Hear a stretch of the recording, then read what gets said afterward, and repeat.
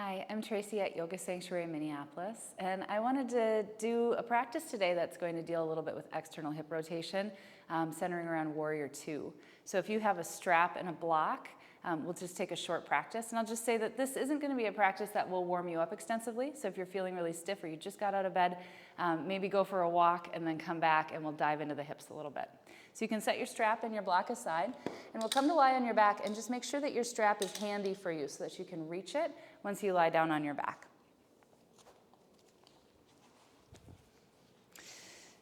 We're coming into a bridge prep position. So that means that your feet are on the ground and your heels are just a distance from your sits bones so that you can feel like you can push the feet into the ground. And then notice the shoulders a little bit, maybe wiggle them out so that the chest can be wide, the back of the head can press into the ground. And then you might bend your elbows so the fingers point up towards the ceiling. And as you push into the back of the arms and open the chest a little bit more, exhale and take a pelvic tilt where your abdomen contracts, your low back pushes under the ground, the tailbone points up to the knees. And then on your inhale, lift up into bridge pose. And we'll be in bridge pose for just a couple of breaths, trying to really just stabilize that foundation, pushing into the feet, keeping the knees towards one another, opening up through the chest. We're taking another breath, and just notice that as the inner legs move towards one another here in this bridge pose, the fronts of the thighs are staying pointing up towards the ceiling. And you might even just experiment for a moment, push into the back of the head and open the knees out a little bit, roll into the outer edges of the feet. And notice how that feels, and then come right back into that strong position, pushing the full foot into the ground, inner legs come towards one another. And the next time you exhale, roll down one vertebrae at a time. And we were just exploring a little bit there. That's external rotation. That's where we have that turnout in the legs. We're going to do a bunch of that today. So we'll take one more time, inhaling here, and then as you exhale, press the low back into the ground, pelvic tilt, and on your inhale, lift up into bridge pose. And as you come up into your bridge pose this time, you might even walk the arms underneath you a little bit to open the chest. Press into the heels and feel as though you're dragging the heels back towards the shoulders slightly. Just really warm up the back of the body. And as we take one more breath here, when you exhale and lower down, feel the abdominal contraction so that you're coming down with the tailbone as the last thing to lower. Good, and then we'll take that right leg and draw it into the chest when the hips are down. Take your strap and wrap it around the ball of the right foot. And I'm gonna shift positions, but you don't need to. We'll stretch the right leg up into the air. And as you do so, try to find a vertical line between your heel and your sits bone. And then with the strap on the ball of the foot, turn your heel towards your center line, so external rotation in your hip joint. And then breathing in, return to center. And as you breathe out, you can sort of guide the toes over even a little bit. The heel comes to the center line. And then come back. And as we do that 2 more times, you might straighten through the left leg and put your left hand on your hip if you'd like. If that doesn't feel good, it really minimizes my ability to rotate because I'm really limited in external rotation of my hips. But you could have that leg straight if that works for you. And then as we rotate this last time, bend the left knee if you straighten it and just draw the leg down into figure 4. And we'll just take the strap off now, and you could push the right leg, right knee away from you with the right hand. And as you're pushing into the left heel a little bit, keep the hips on the ground here, keep the foot on the ground, and just see if you can make some space into that right leg, right hip. Good, and then we'll return to that bridge prep position. So the left foot's on the ground and the right leg is across in figure 4. And as you push your arms and your head into the ground, lift your hips up and come into lotus bridge. So the right leg stays in figure 4 as you raise the hips. Notice the stability needed on that left leg. Really push into the inner left heel and see if you can lift the hips up a little bit more. And we take one more breath here. And then as you exhale, lower down, rolling down one vertebrae at a time. And we're going to go back up into it 2 more times. On your inhale, we lift up. We just take the inhale to come as high as it works for you. Push the right knee away. And as you exhale, lower back down. You can roll through the back. And we take one more time on your breath in. Lift the hips. Push into the left foot as you draw the right knee away from you. And then exhale and lower down. Now this time when you lower down, we'll return to figure 4 stretch, and you might want to lift the left foot up off the ground. You could push the right knee away again, or you could interlace your hands around that left leg. And then as you're breathing here, it might feel good to rock a little bit from side to side. So the rotator muscles in the hip, we stretch by doing the action. A lot of muscles we stretch by doing the opposite action, but when we come into external rotation in that hip and then stay there and compress, we're kind of folding into that hip, that's how we stretch into those muscles. And there's rotator muscles that attach the right hip, the right leg to the sacrum. And they come across in those deep rotators. So we're going to come back down, stretch the right leg up, just crunch the toes, roll out the ankle, and then bend the right knee and place it back on the ground. The foot's on the ground, so the left leg comes up. We'll do the strap around the left foot. Just notice where that space is for you. And then we'll turn on the exhale, the heel comes towards the center line. And on the inhale, we return to neutral with the thigh facing towards the belly. So you'll notice that when the heel is moving, we're using the feet as cues, but it's the hip that's always doing the rotation. So we want the knee, the ankle, and the hip to all respond and to rotate equally together. Maybe you straighten through that right leg. We'll take 2 more times, just rotating, pulling the heel towards the center line. It makes it a lot more work if you straighten the leg. Unless you're already really flexible in the hips, then you might really need that in order to feel that sensation. And we'll cross it over, figure 4. You can take the strap away, push the left knee away from you, and we'll breathe here, just trying to make space between the ribs and the pelvis.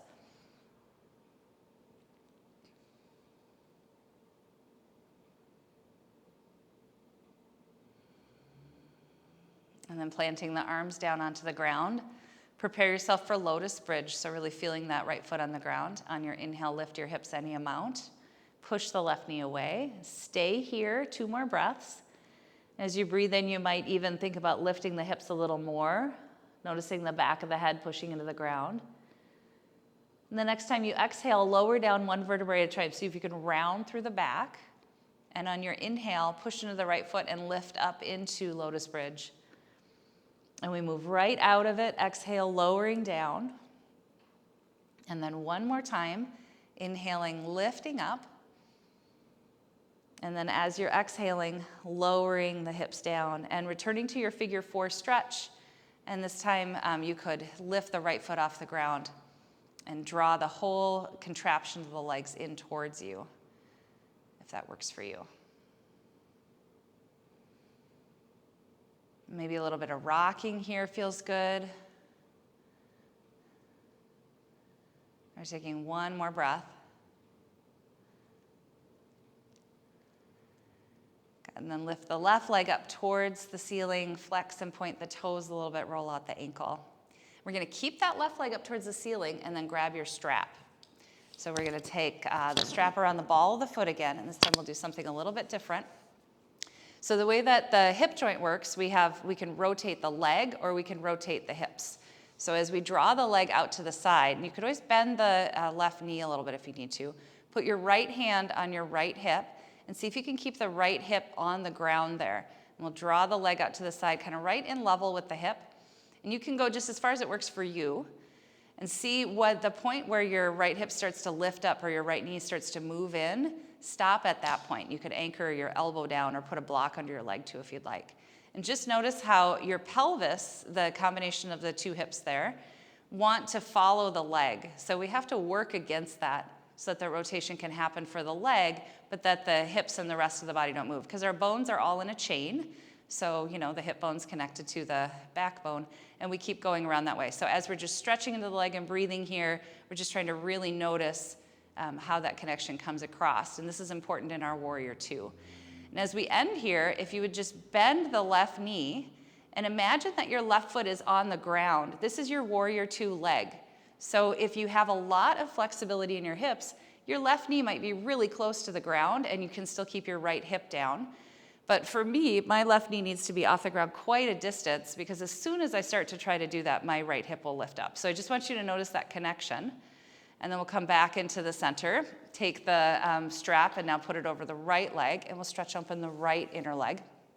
And then look at that connection there too. So ideally the heel is right over the sits bone here. The knee could be bent.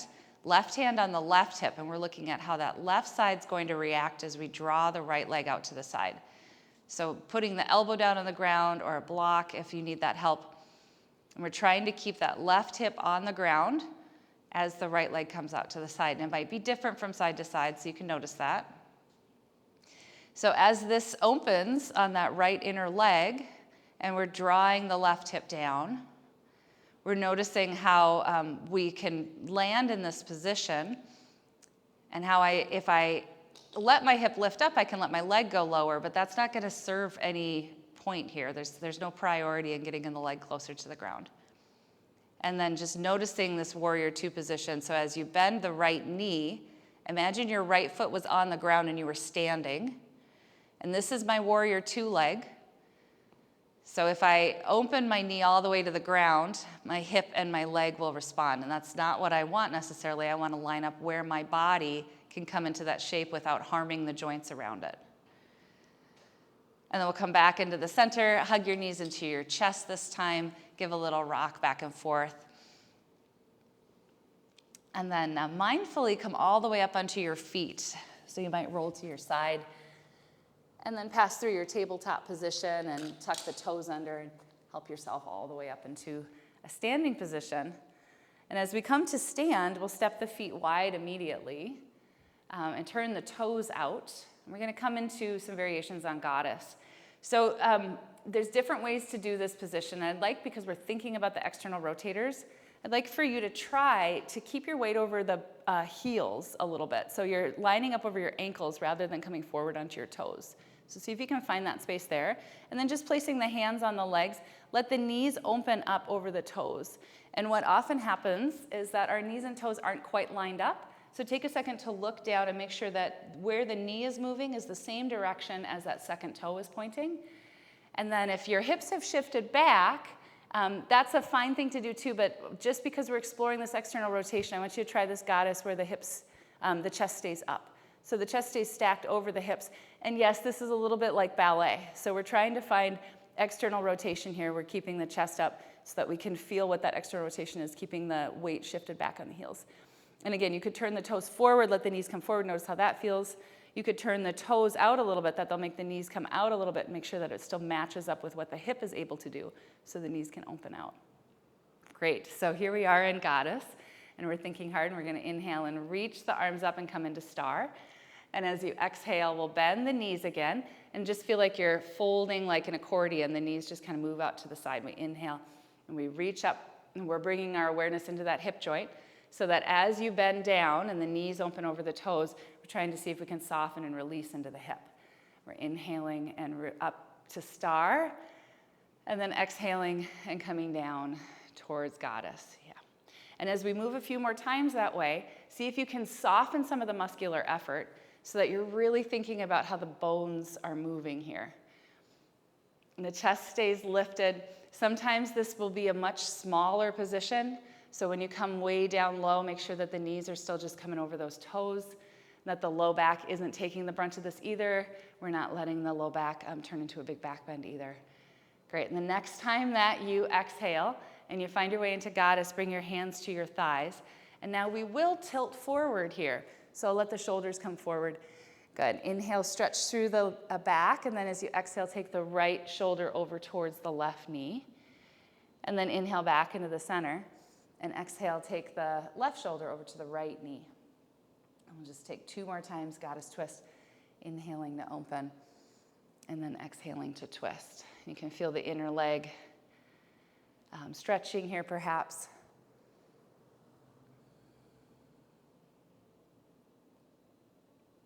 As we inhale, we'll come back into the center, push into the legs to stand tall, and then turn the toes to point forward. So now the thighs have come back into that neutral position, facing straight forward. Stretch the arms out to the side, and then you might take your block and put it down in front of you. And as you exhale, we'll take the left hand and bring it down to the floor of the block, bend into the right knee, twist over to the right. Inhale, reach up through the right arm, come back up to stand in a modified star. And then exhale, twisting the opposite way. Bend the left knee as the right hand comes down. And we're inhaling to lift back up. And then exhaling, twisting with the breath, just to move into the inner leg a little bit, into the hip. And as we're moving here too, noticing what is happening with the pelvis. So as I bend into the left knee, it lets the left hip kind of hike up a little bit. If you were to keep the legs straight, it just doesn't allow the pelvis to move so much. So you can explore what's right for your body. Usually having a little bend there just helps us to get a little more range of motion. Next time that you inhale and you find yourself in star, bring the hands to the legs, and then exhale, forward fold. And as you fold forward and down, you might lift the heels away from the center line a little bit, turn the toes in a little. And what that does, internal rotation facilitates forward folding. So that's why we might do that. You might get a little deeper into the forward fold if that works for your body. We're taking one more breath here. And then walking your hands over towards the short edge of your mat, step back into plank pose. And as you're in your plank pose, reach out through the crown of the head and reach back through the heels and just feel some strength through the body. We're coming into side plank. So maybe you step the feet together, roll onto the outside of the left foot and lift the right arm. You could always put the left knee down on the ground if that's better. See if you can just stretch and lengthen. And as you exhale, come back into plank and just flip to the opposite side. So rolling over onto the right foot, pushing into the right hand, lifting the left arm. We're taking one more breath here. And then exhaling back into plank. Inhale, lengthen here, and then find downward dog. And maybe pedal out your feet a little bit, noticing as you're in your downward dog that the feet are in that neutral position, the thighs facing towards the belly. You might experiment what happens if you turn the legs out and let the heels come towards one another a little bit in down dog, if that stretch feels good to you or not. You could experiment and go the opposite way, turn the toes in a little bit, and just take a stretch for the internal rotator. And then from downward dog, we'll take the right leg and lift it up high, and we'd like to step the right leg to replace the right hand. So you can tent the fingers, help the foot up there, come into that long crescent lunge. And then spin your left heel down and rise up into warrior two. So as you come up into your warrior two, if that foot position isn't quite right for you and you want to toe heel your right foot in a little bit, you can line up heel to heel. This is what we're going to look at here, though, is this front knee. So take your hand and touch down onto that right knee, and then take your left hand and bring it back onto your hip. And as you're in this place, remember when you were laying on the ground. So as we set up our warrior two, if my back hip, my left hip, is allowed to face forward, I can keep my knee forward. For my body, if I turn my hips to the side, my knee has no choice but to bow inward because my bones are all connected. So hips facing the side isn't a good idea if you don't have that range of motion and that kind of 180-degree turnout in the hips. So we really center this off the front knee. And then take fingertips to the shoulders and bring your left shoulder away from the front knee so that as you're lining up in warrior two, your chest can turn and face the side of your mat, but that front knee is actively looking forward and we're stretching away. My left hip is just allowed to do whatever it needs to do. It's just following the lead of my front knee. So we can stretch the fingertips out, maybe look over top of that right finger. You're pressing down into your heels and lifting up through the head. And then see if you can feel like you lift your rib cage up out of your pelvis a little bit so that you've got some space for the breath. And we're taking one more breath here. And then we'll return to downward dog. So we'll take the hands back down to frame the front foot. Step back into downward dog. Inhaling here and exhaling. And then as you inhale, you might lift the left leg to help you get this foot forward. It's going to replace the left hand. And as it comes up onto your mat, you can spin the right heel down and then rise up into your warrior two. And as you come up into warrior two, check out that front knee. Take a second and see if you can line up heel to heel. And then if that knee is bowing anywhere, let the right hip come forward a little bit so that knee can stay there. I'm just taking one more breath to really establish that side. And then bringing the fingertips to the shoulders. This is where we get the side action in our warrior two. The right shoulder separates from that left knee. And you might even think about the outside of the left knee pushing to the left, and as if someone had their hand right behind your right shoulder blade, and you're going to press your right shoulder blade into their hand. You can stretch the arms out long and find that wide open position of warrior two that can sometimes just feel so powerful as though we're three-dimensional. We can sense the back of the body, and the top and the bottom, the front and the back of our mats. Yeah, and we're taking one more breath here. And then we'll bring our hands all the way back down. Step back into downward dog. And then inhale forward into plank and hold your plank for a moment. And just after that wide position, we're just squeezing everything back into the center. So imagine the inner legs moving towards one another, reestablishing that strength. And we'll shift back into down dog. Again, this time, inhale, lift your right leg up. We'll step back up into warrior two. As you bring the leg forward to warrior two, spin the back heel down. And then let's talk about one other thing that we sometimes mention as teachers. The cue might be to line up the back foot parallel to the back of your mat. So notice if I line my back foot up parallel, that's totally fine if my hips can face the side. If my hips can't face the side, I've done some weird stuff here with my knee and my ankle. So let those toes angle forward to match that back hip. So as you're in that warrior two, that left hip, if that's coming forward, let your toes angle forward. Just check out that alignment for one more moment. We're breathing in your warrior two, and then side angle. Stretch forward through the right arm. Bring the forearm down to the leg, or you could put a block at that highest height on the inside of the leg too. Pull the right hip back and notice it's okay for the left hip to come forward a little bit. We can turn the chest to really open and expand. And we'll take one more breath here. And then as you exhale, return your way to downward dog. Hands come down to your mat. Step back into downward dog. Take a breath in here and a breath out. On the inhale, lift the left leg up. Left leg steps forward to your left hand. Spin the back heel down and find your warrior two. Notice that back foot. So if it's parallel to the back of the mat, your hips can face forward and your front knee is totally in line, then that's okay. If this front knee isn't in line, move the knee there. Let the hip and the foot follow the lead of that front knee. And we take a big breath in here, warrior two.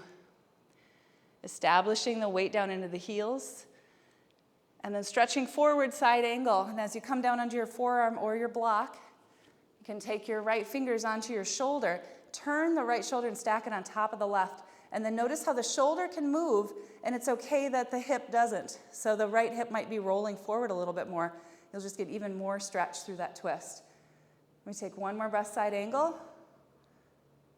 And then as you exhale, bring your hands down to your mat and step back to downward dog.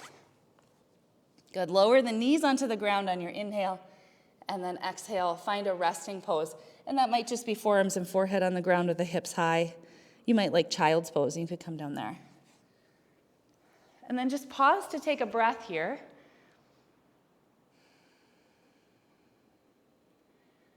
Notice your body. And see if you can allow just a soft exhale coming into the hips, the low back.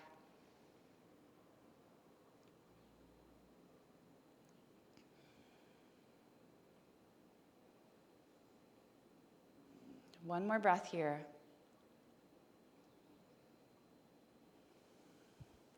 Then we'll inhale to rise back up into tabletop position. Exhale to downward dog.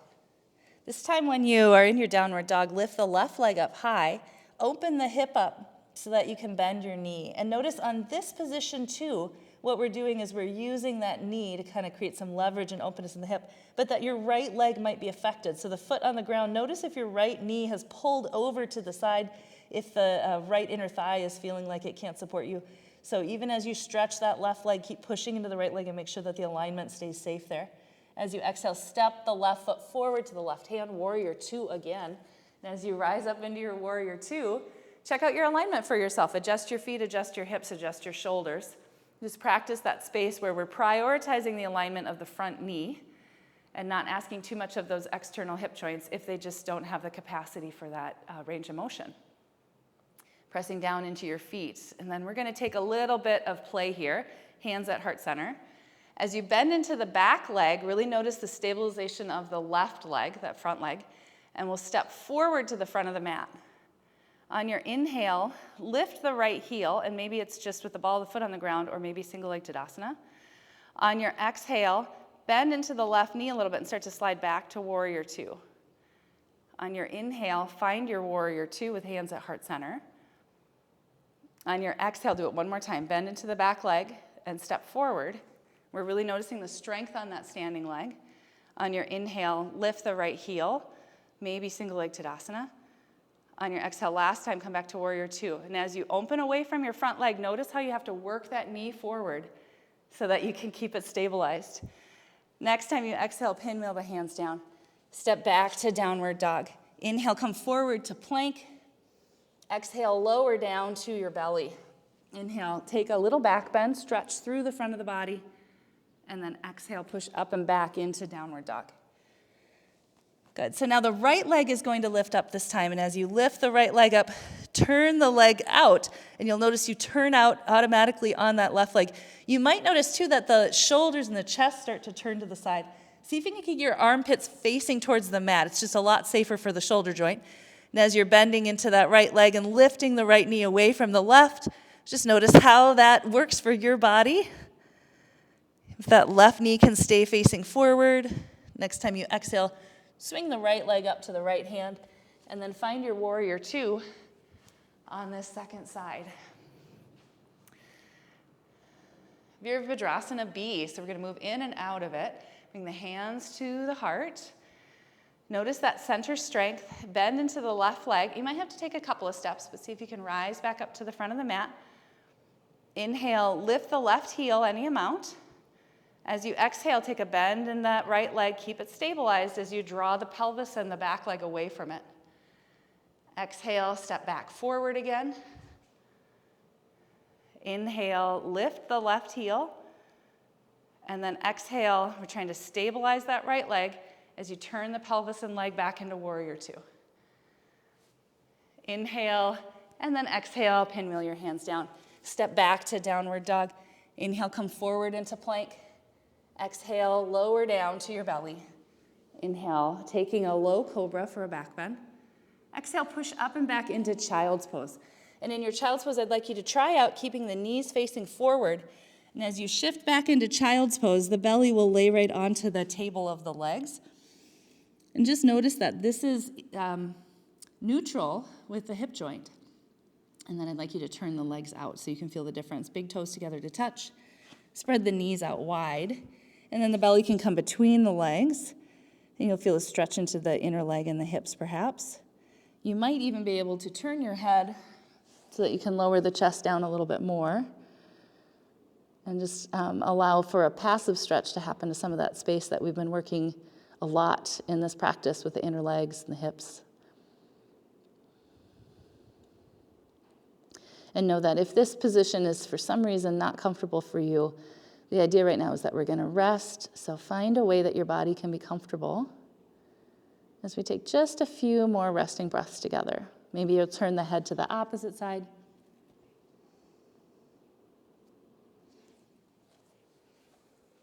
Just bring your awareness down into that space of the low back and the hip. See if you can bring the breath right there. And then the exhale can move down into the ground, helping to soften any space that's still tense.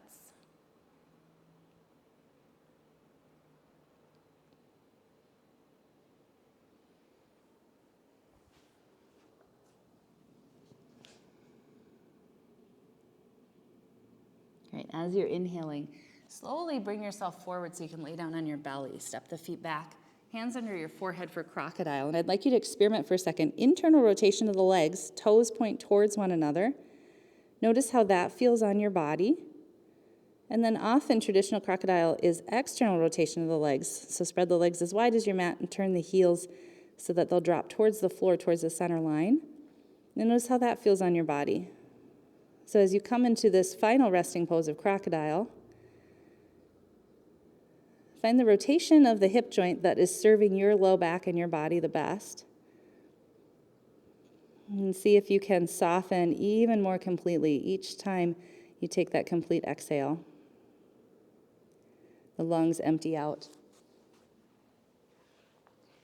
The body grows heavy.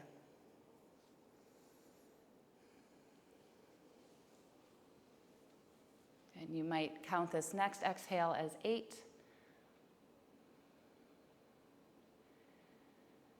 And then the next exhale as 7. Just counting down Each time your body exhales, everything moving a little more completely towards relaxation.